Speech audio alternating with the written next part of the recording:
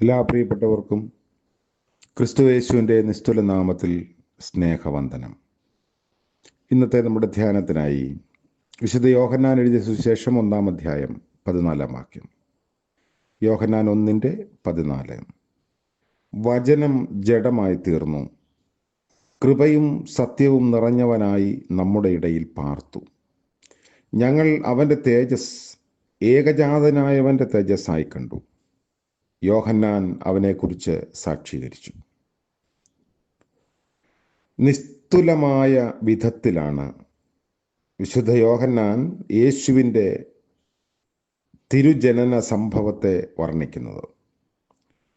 അത് വിശദീകരിക്കാൻ യവനായ തത്വചിന്തയിലെ ലോഗോസ് അല്ലെങ്കിൽ വചനമെന്ന നാമം ഉപയോഗിക്കുന്നു. യവനന്മാർക്കും യഹൂദർക്കും ഒരുപോലെ പരിചിതമായിരുന്നു ഈ ഒരു പദം. അനാദികാലം മുതലുള്ള യേശുവിൻ്റെ ഉണ്മയും തിരുവവതാരവും അതിൻ്റെ സ്വാധീനങ്ങളും സഭാമക്കളുടെ ഉത്തരവാദിത്തവും യോഹന്നാൻ സ്നാപകന്റെ പങ്കും ഈ വേദഭാഗത്ത് വർണ്ണിക്കുന്നുണ്ട്. യേശുവിലാണ് സത്യത്തിൻ്റെ പൂർണ്ണതയുണ്ടായത്. യേശുവിലെ ദൈവമാണ് കൃപാപൂർണനായ ദൈവം. കൃപയും സത്യവും നിറഞ്ഞ യേശുവാണ് നമ്മെ ദൈവീക സാമീപ്യത്തിൻ്റെ പൊരുൾ ഗ്രഹിപ്പിക്കുന്നത്. പല കാര്യങ്ങൾ ഈ വേദഭാഗങ്ങളിൽ നമുക്ക് കാണാം. ഒന്നാമത് പറയുന്നു, യോഹന്നാൻ സാക്ഷ്യം പറയുന്നവൻ മാത്രമായിരുന്നു. 400 വർഷത്തെ പ്രവാചക മൗനത്തിന് ശേഷമുണ്ടായ പ്രവാചക ശബ്ദം. സ്വാഭാവികമായും സാധാരണ ജനങ്ങൾ യോഹന്നാൻ മശിഹ ആയിരിക്കുമെന്ന് സംശയിച്ചു. സുവിശേഷ കർത്താവായ വിശുദ്ധ യോഹന്നാൻ അർത്ഥശങ്കയ്ക്കിടയില്ലാത്തവണ്ണം വ്യക്തമാക്കുന്നു, സ്നാപകൻ മരുഭൂമിയിലെ ശബ്ദം മാത്രമാണ്, ദൈവം അയച്ചിട്ട് ഭൂമിയിൽ വന്ന ഒരു മുന്നോടി, മശിഹായുടെ വരവിനെ വിളിച്ചറിയിക്കുന്ന വിളിച്ച് പറച്ചിൽക്കാരൻ മാത്രം.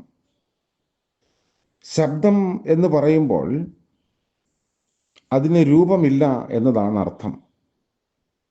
വിസിബിലിറ്റി ഇല്ലാത്ത ഒരു ശക്തിയായി, ശബ്ദമായി യോഹന്നാനെ അവതരിപ്പിക്കുമ്പോൾ ആധുനിക കാലത്ത് ദൈവത്തിൻ്റെ പേരിലും ആത്മീയതയുടെ പേരിലും സ്വയം വിസിബിലിറ്റി സൃഷ്ടിക്കാൻ ശ്രമിക്കുന്ന മത്സരത്തിൻ്റെ ഇടയിൽ യോഹന്നാൻ ഒരു ശബ്ദമായിരുന്നു എന്ന് പറഞ്ഞാൽ സ്വയം വലുതാകാൻ ശ്രമിക്കാത്തവൻ, ആരുടെയും മുൻപിൽ താൻ വലിയവനാണ് എന്ന് ഒരിക്കലും കാണിക്കാൻ ശ്രമിക്കാത്ത പ്രവാചക ശബ്ദം മാത്രമായിരുന്നു യോഹന്നാൻ.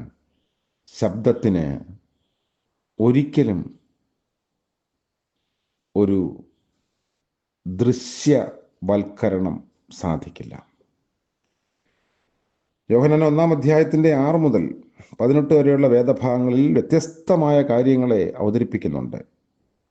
മറ്റൊരു കാര്യം പറയുന്നത്, യേശുവാണ് സാക്ഷാൽ സത്യം. മുമ്പ് വന്ന പ്രവാചകരിലൂടെ ഉണ്ടായതെല്ലാം ഭാഗിക ദൈവിക വെളിപ്പാടുകളായിരുന്നു. ദൈവിക പദ്ധതി അനുസരിച്ച് മനുഷ്യ ഇഷ്ടത്താലല്ല, ദൈവിക ഇഷ്ടത്താൽ ദൈവം തന്നെ കന്യക മറിയാമിൽ യേശുവായി ഭൂമിയിൽ അവതരിച്ചു. പ്രപഞ്ചത്തിൻ്റെ കാരണവും നിയന്ത്രകനുമായ വചനം അഥവാ ലോഗോസാണ് യേശു. ദൈവത്തിൻ്റെ പൂർണ്ണമായ വെളിപ്പാടാണ് യേശുക്രിസ്തു. ദൈവം മനുഷ്യനായി ജനമധ്യത്തിൽ പാർത്തു. ദൈവത്തെ അനുഭവിക്കാൻ താല്പര്യമുള്ളവർക്ക് യേശുവിൽ ദൈവിക സത്യത്തിൻ്റെ പൂർണ്ണത കണ്ടെത്താൻ കഴിയും. മനുഷ്യൻ അന്വേഷിച്ചു കണ്ടെത്തുകയല്ല, മനുഷ്യമധ്യത്തിൽ വന്ന പൂർണ്ണ സത്യമായ യേശുവിനെ അനുഭവിക്കുകയാണ് ആവശ്യം.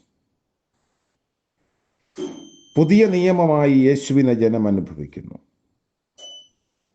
മോശയിക പ്രകാരമുള്ള പഴയ നിയമത്തിൽ ദൈവത്തോട് അനുരഞ്ജനപ്പെടാൻ യാഗങ്ങളും കർമ്മങ്ങളുമാണ് മാർഗമായിരുന്നത്.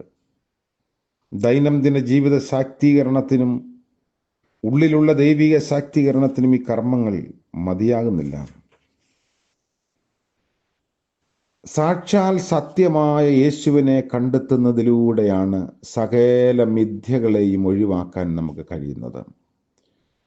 ഭോഷ്കുകളുടെ അപകാരങ്ങളിൽ നിന്നും വിടുവിക്കപ്പെട്ട് നേരിൻ്റെ നേർപ്പാതകളിൽ സഞ്ചരിക്കാൻ നമുക്ക് കഴിയണം. പാപപരിഹാരത്തിനായി ബലികൾ നിർവചിക്കപ്പെട്ടെങ്കിലും പാപപ്രവണതകളിൽ നിന്നും വിടുവിക്കാൻ അവയ്ക്ക് കഴിയുമായിരുന്നില്ല. പുതിയ ഹൃദയം തന്ന് പുതിയ ചിന്തകൾ ഉയർത്തുന്ന കൃപ യേശുവിലൂടെ പകരപ്പെടുന്നു. ആ കൃപ അനുഭവമാക്കാൻ നമുക്ക് സാധിക്കണം. അതിനായി നമുക്ക് ഒരുങ്ങാം, പ്രാർത്ഥിക്കാം. കർത്താവേ, ഞങ്ങളുടെ സ്വർഗീയ പിതാവേ, മനോഹരമായ പുതിയ പ്രഭാതത്തിനായി സ്തോത്രം. അവിടുത്തെ കൃപയിൽ ആശ്രയിച്ച് ഇന്നത്തെ പകൽക്കാല ജീവിതത്തിലേക്ക് അടിയങ്ങൾ പ്രവേശിക്കട്ടെ. നന്മയിലും കരുണയിലും വഴി നടത്തണമേ. കർത്താവെ, അങ്ങയുടെ ആലോചനയ്ക്ക് ഭംഗം വരാതെ വിധേയപ്പെടാനുള്ള കൃപ ഞങ്ങൾക്ക് നൽകുകയും ചെയ്യണമേ. പ്രഭാതം മുതൽ പ്രദോഷം വരെയും അവിടുത്തെ കൃപയിൽ ഞങ്ങൾ ആശ്രയിക്കുന്നു. അവിടുന്ന് ഞങ്ങൾക്ക് വേണ്ടി ഭൂമിയിൽ വന്നതിനെ ഓർക്കാനും ധ്യാനിപ്പാനും ആ വലിയ സത്യം പങ്കുവയ്പ്പാനും ഞങ്ങളെ സഹായിക്കണമേ. ഇന്ന് ജന്മദിനം ആഘോഷിക്കുന്നവരെയും വിവാഹ വാർഷികം ആഘോഷിക്കുന്നവരെയും ഓർത്ത് പ്രാർത്ഥിക്കുന്നു. നന്മയുടെ, സന്തോഷത്തിൻ്റെ, ആരോഗ്യത്തിൻ്റെ പുതിയ ഒരു വർഷത്തിൽ അവിടുന്ന് നയിച്ചുകൊള്ളണമേ.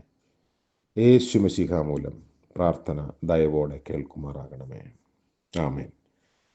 പ്രിയക ദൈവത്തിൻ്റെ അനുഗ്രഹവും കാവലും നാം ഏവരോടും കൂടെ ഇന്നും എന്നേക്കും ഉണ്ടായിരിക്കുമാറാകട്ടെ.